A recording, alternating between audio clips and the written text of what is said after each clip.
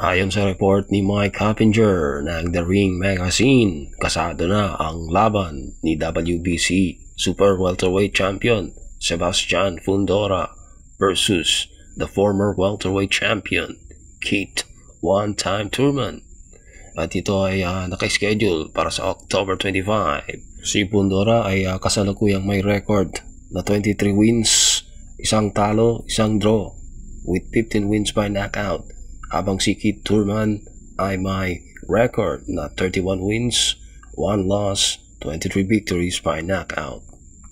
Target ng 36 anyos na si Thurman na maging isang 2-division world champion. Ito ay ipmagawa niyang talunin si Fundora sa darating na October. Uling lumaban si Thurman last March of 2025.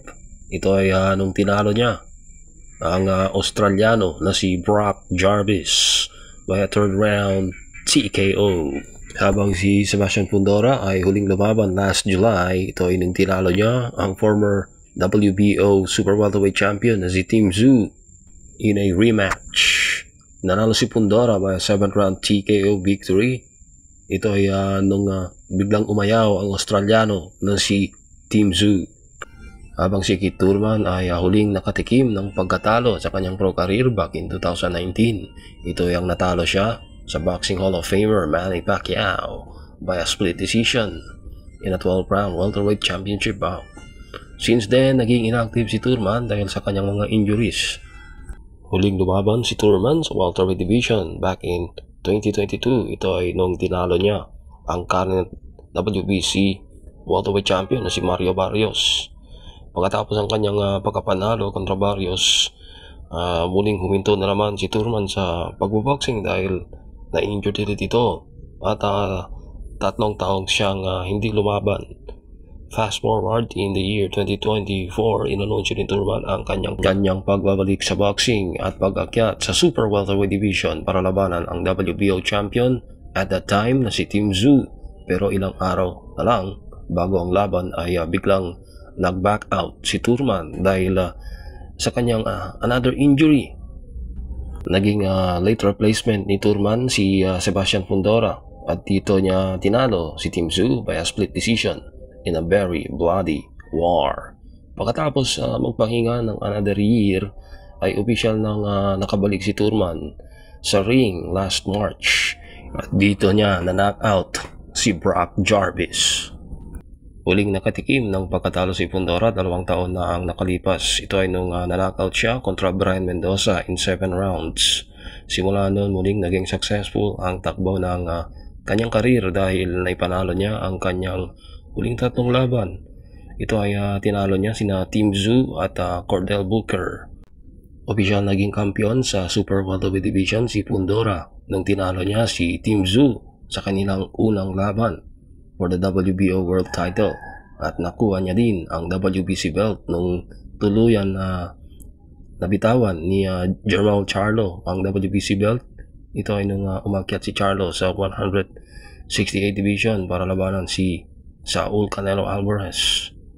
Hindi tumagal ang pagiging unified champion sa Super Welterweight si Fundora dahil pagkatapos na wala sa kamay niya ang WBO title dahil hindi niya sinunod yung utos ng WBO na idepensa ang kanyang belt kontra sa mandatory challenger na si Xander Zayas ng Puerto Rico.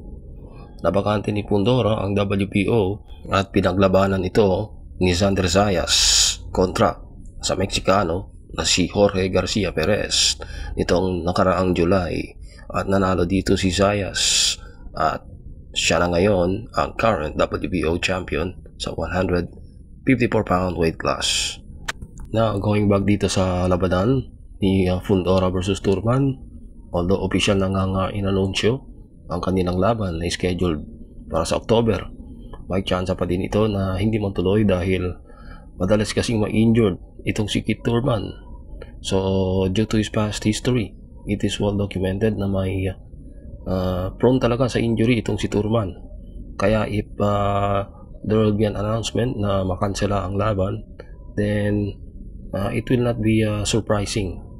Pero kung sakali matuloy talaga ang laban, Sa tingin ko lamado talaga si Fundora dahil bukod sa kanyang pagiging mas aktibo ay halos lahat ng advantage ay nasa panig ni Fundora.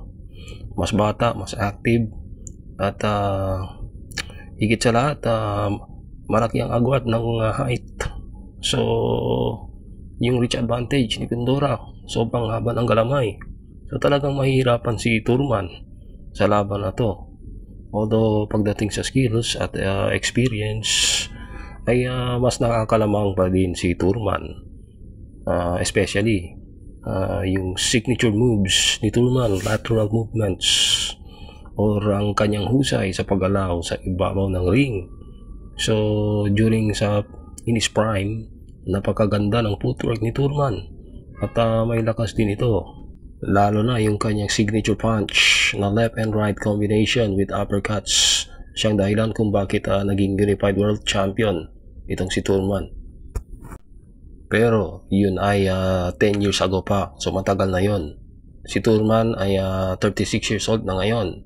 So isang malaking tanong kung magagawa pa ba ni Turman ang kanyang mga dating nagagawa back in his prime. So talagang delikado ang laban ito para kay Turman, at hindi ako magugulat kung ma-knockout siya kay Fundora.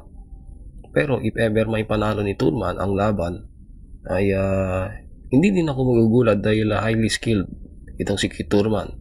And of course, he is a former unified world champion. Pero that was in the 147 pound weight class o the welterweight.